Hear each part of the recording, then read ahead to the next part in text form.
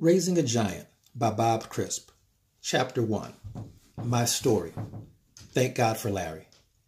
Quote, "There is no medicine for the life that fled."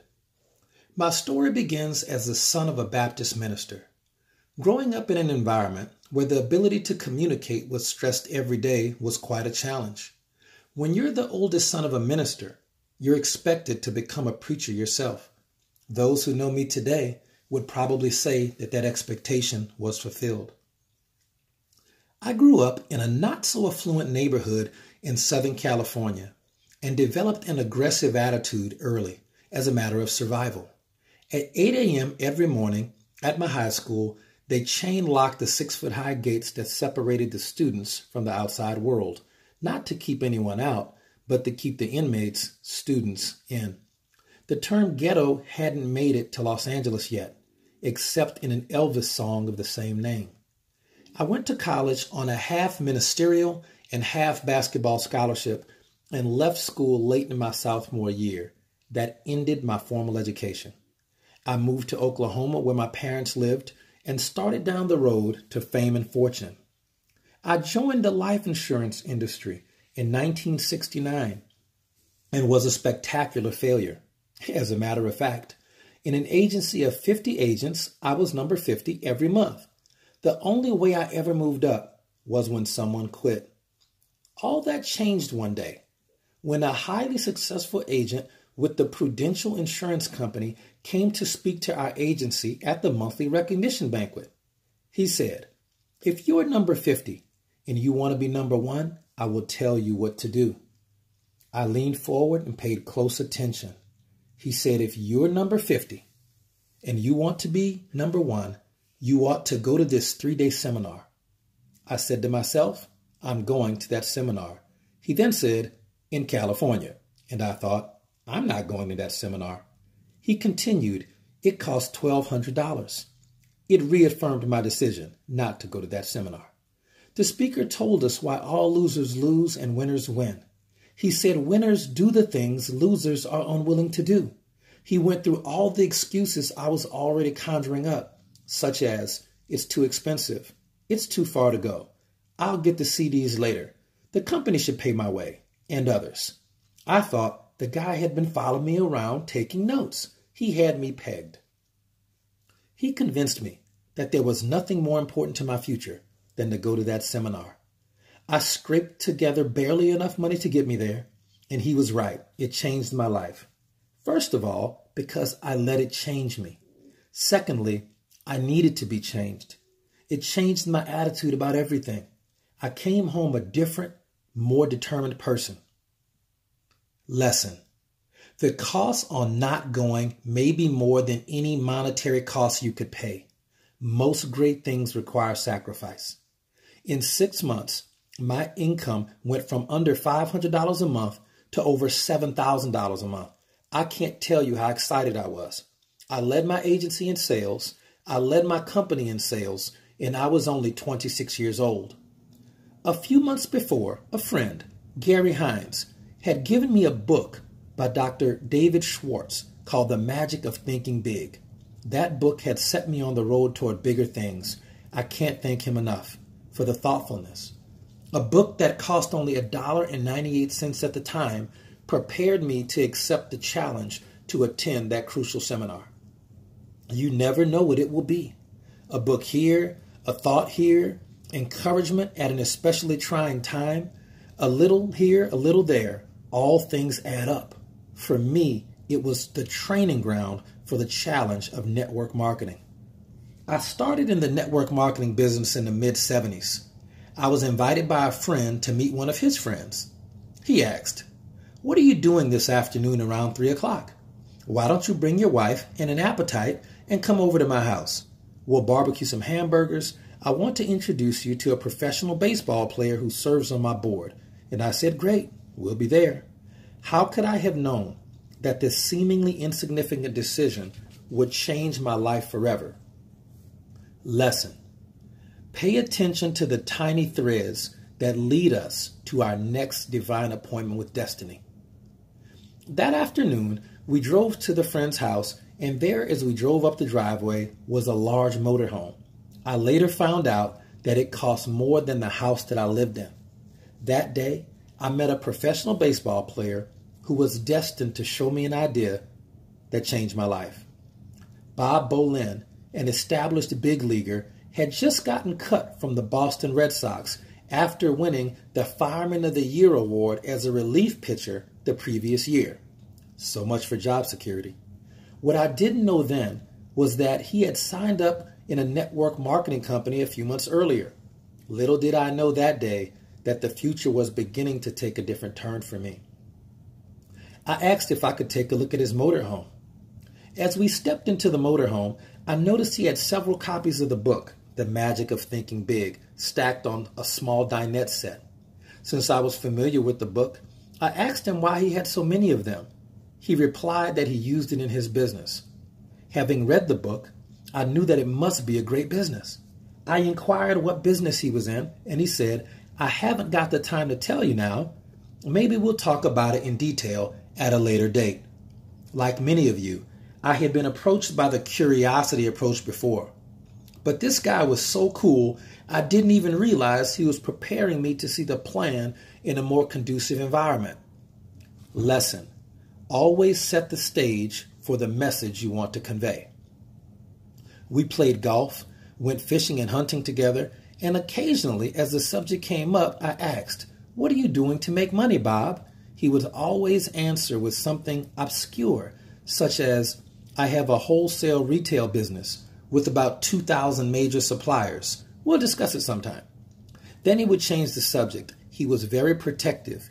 He baited me about 3 or 4 weeks. Then finally one day, I got a telephone call, and he said, "What are you and your wife doing next Tuesday night about 8 o'clock? Lesson: prepare the ground before you plant the seed. He said he and his wife Irene would like to come over and show us what they were doing to make money. Finally, I was going to learn his secret. Shortly after 8 o'clock, the next Tuesday night, Bob and Irene showed up at our house with a yellow pad, a red felt tip pen, a strange-looking case, and a message of hope. Jeremy and Julie, my twins, were about 3 months old, and Candace, my other daughter, was 3 years old.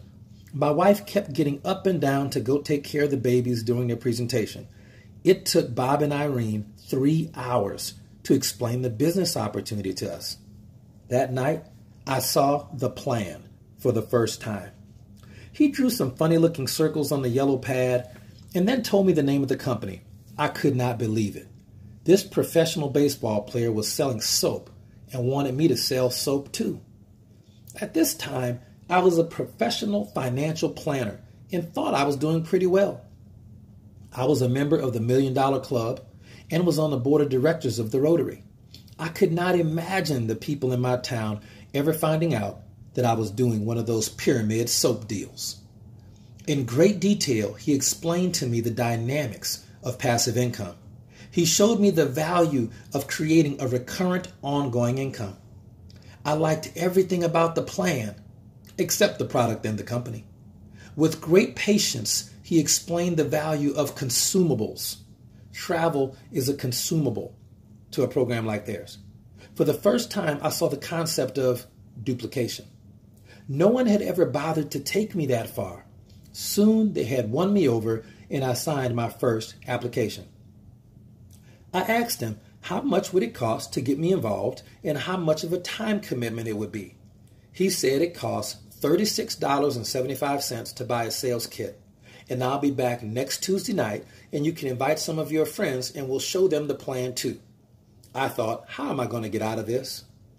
That's how I got started. Probably your experience was much the same. Nothing dramatic, nothing complicated, just straightforward friends talking to friends. I paid $36.75 for the ugliest looking sales kit you've ever seen. A black, plastic, vile looking thing.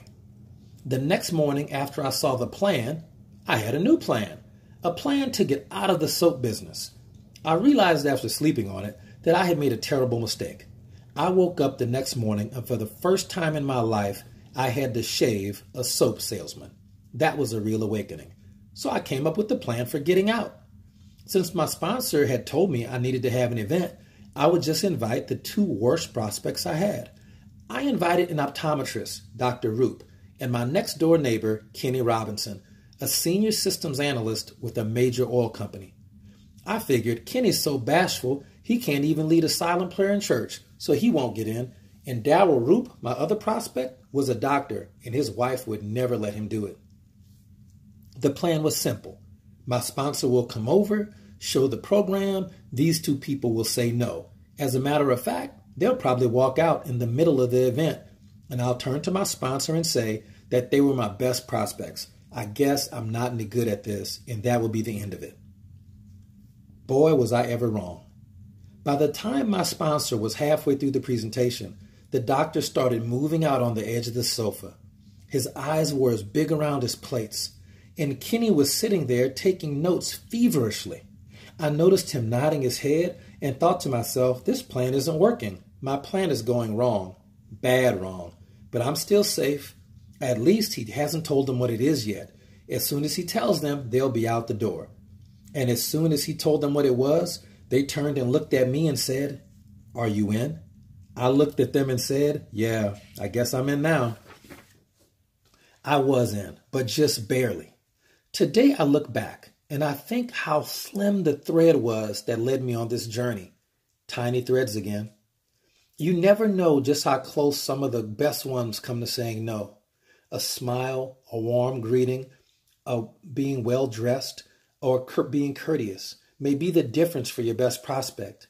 How would you like to miss someone like me because of some easy-to-fix, subtle nuance? My sponsor was the difference for me. That night, I began to get excited again about the dreams and goals I had for my life. I didn't realize the journey that I was going on would lead me all over the world and that I was going to create an organization of over 200,000 people. I didn't know that the decision I made that night would take me around the world many times, or that I would earn many millions of dollars and have all the material things my family and I had barely dared to dream of. However, sales can be exclusive. Success can be elusive. It didn't happen quickly at first. After 6 months in the business, our bonus check was $3.63. True. I had to drive 22 miles one way to get it. As my sponsor handed me my check for $3.63, he said, "Guess where we're going next month?" "We're going to North Carolina for a family reunion." Since I didn't have any relatives in North Carolina, I couldn't imagine why. Why would I have any interest in going? He explained that it wasn't a reunion of relatives, but a reunion of business associates. So we went off to North Carolina to attend our first major network marketing event. A Ford van, 5 kids, diaper bags, formula, a skeptical wife, and a check for $3.63. It was a very small interest or intrigue with the business. It was there that I caught the vision of network marketing for myself. I saw something there that lit a fire in me, and the flame has never gone out. I think when I die, they're going to have to nail the lid shut on the casket to keep me from springing up in the middle of the funeral and saying, "Hey, listen, have you guys seen the plan yet?" I hope the fire never goes out. When we saw the plan, we lived in a house that we could barely afford, and the payment was only $412 a month. Due to some bad business decisions, I was viewing the light at the end of the tunnel from a very short distance. It seemed like we owed everyone in town. Sound familiar? Our cars were worth less than what we owed on them, and bill collectors were getting unfriendly. But after less than 2 years in the business, we paid off every bill we had and paid cash for 2 new luxury cars and moved into a home twice as large as the one we lived in only a short time before.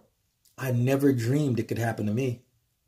While I dabbled with the business the first 6 months, my sponsor went on without me.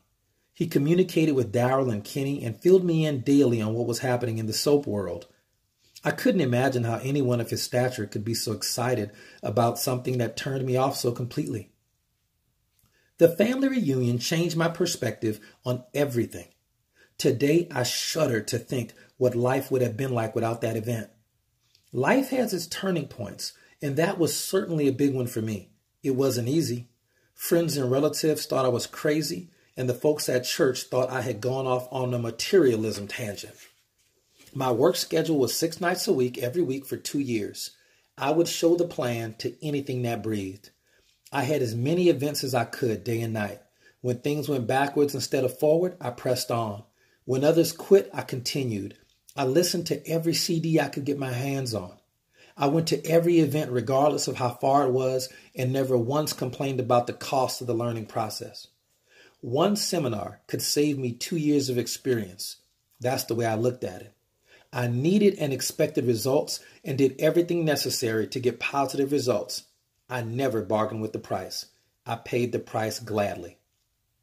Pat Matzdorf, once the world record holder in the high jump, asked how he jumped so high. He answered, "I just let my heart throw me over the bar, and the rest of me follows." And that's what I did. I threw my heart into every minute of every day. 18 months later, I was a diamond. 30 months to double diamond. 40 months to triple diamond. At that time, that was an unheard of speed. My income went from zero to over $100,000 a month, and life was more fulfilling than I had ever dreamed possible. I had a friend in my church named Larry that I showed the plan to who just laughed at me. This was one of those people who really needed it, who was living on welfare and eking out a bare existence. Larry didn't smile and say no thank you. Larry laughed. 3 years later, the company sent me and my wife an invitation to the company's Executive Diamond Council in Europe. 2 first-class airplane tickets were in the envelope, and we were so excited. As the plane was descending through the clouds over Geneva, Switzerland, we could see the Alps. We looked down and saw cattle grazing in the fields below and could imagine the sound of bells around their necks. I leaned over and whispered in my wife's ear, "I wonder what Larry's doing today."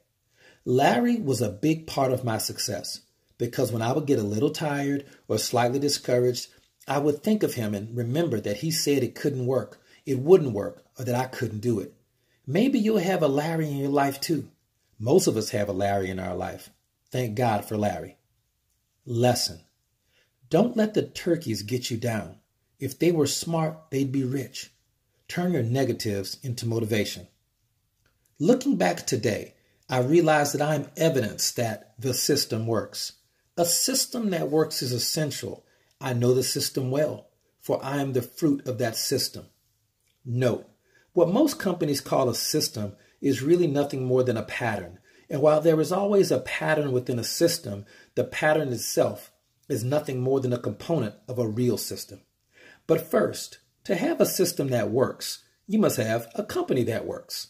The company must have a well-defined culture combining people with ability, with dynamic and honest leadership, who have compassion and a thorough understanding of the processes of being and becoming a leader. The Larrys of the world are willing to accept life as it comes to them.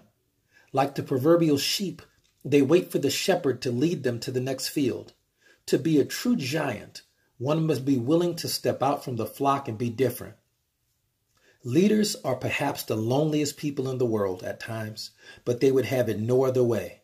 Leaders take solace in knowing that what they are doing is important and makes a difference in the world. Becoming a giant wasn't nearly as difficult as remaining one. The end of Chapter 1, Raising a Giant by Bob Crisp.